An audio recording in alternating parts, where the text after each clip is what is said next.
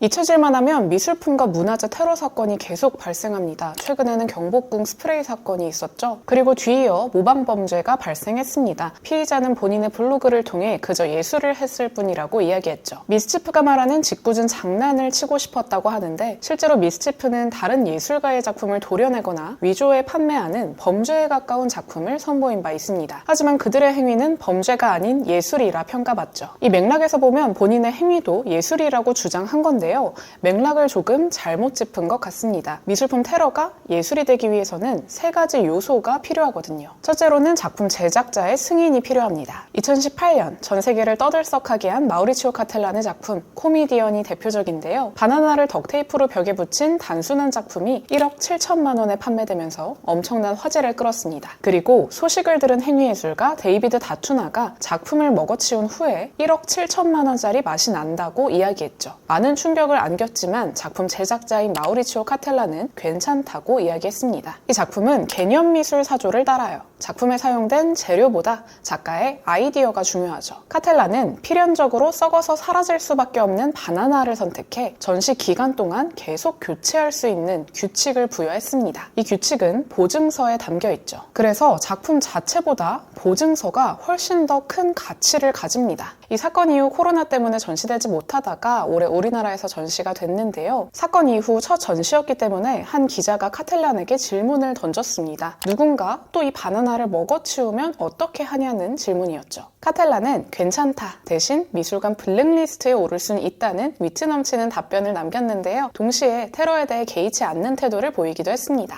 이후 실제로 서울대 재학 중인 남학생이 이 바나나를 먹었고요. 미술관에서는 별다른 손해배상 청구를 하지 않았습니다. 당사자인 카텔란도 전혀 문제될 게 없다고 이야기했고요. 이건 매우 특별한 사례입니다. 일반인의 작품 테러는 대부분 용인되지 않아요. 하지만 그 당사자가 예술가라면 조금 다를 수도 있습니다. 지워진 드쿠닝의 그림, 이 작품이 대표적인 사례인데요. 이 작품은 제목 그대로 드쿠닝의 그림을 지운 작품입니다. 드쿠닝은 세계에서 가장 비싼 작품 2위에 올라있는 작가예요. 그리고 그런 드쿠닝의 그림을 로버트 라우센버그라고 하는 예술가가 1953년에 지워서 세상에 내놨죠. 사실 라우센버그는 이전부터 본인 작업을 지우는 작업을 계속해서 선보인 적이 있습니다. 일종의 자기 성찰적이고 자기 반성적인 작업이었는데요.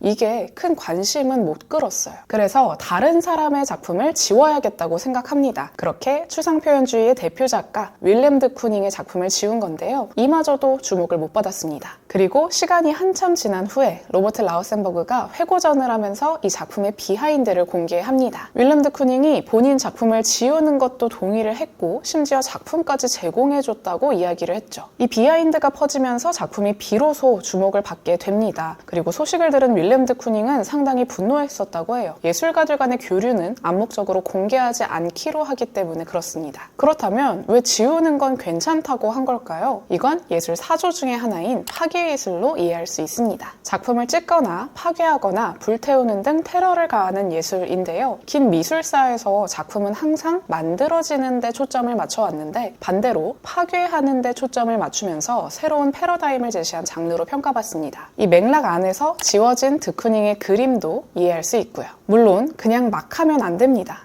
로버트 라우센버그의 말실수를 통해서 우리가 알게 된 것처럼 파괴예술을 진행할 때 예술가들끼리 어느 정도의 합의는 한다는 걸 알아둬야 하죠. 하지만 이번에 일어난 경복궁 테러는 문화재이기 때문에 당연히 당사자와 합의를 진행할 수는 없었겠죠. 물론 미술작품 중에도 문화재를 테러한 케이스가 있습니다. 중국의 대표적인 예술가 아이웨이웨이인데요. 기원전 2세기경 한나라 시대 유물인 도자기를 떨어뜨려 박살내는 퍼포먼스를 선보였어요. 이건 3폭짜리 사진작품으로 남아서 우리나라에서도 수차례 전시된 적이 있죠. 사진은 각각 아이웨이웨이가 도자기를 들고 있는 모습, 떨어지는 모습, 떨어져 깨진 모습을 담고 있는데요. 5000년 된 문화재를 박살내는 퍼포먼스는 그 자체로 충격이었지만 쉽게 비난할 수는 없었습니다. 아이웨이웨이가 직접 구매한 도자기였거든요. 또 작품에 담긴 의미도 매우 컸습니다. 중국의 문화 대혁명식이 그들이 지워버린 문화재에 대한 관심을 환기하기 위한 퍼포먼스였죠. 많은 문화재가 문화혁명 시기 공산당 때문에 소실됐고 얼마 남지 않은 문화재에 대한 관심을 환기한 겁니다. 아이웨이웨이는 1990년에 생업으로 고미술품 매매를 하기도 했을 정도로 문화재에 대해 지식이 많은 작가입니다. 그리고 이를 적극 활용해 고대 도자기에 코카콜라 로고 같은 서구의 대표적인 상표를 그리거나 문화재를 재조합해서 초현실 조각을 선보이기도 했죠. 중국의 전통 문화를 재해석하고 환기시킨 시도는 높게 평가받았고요.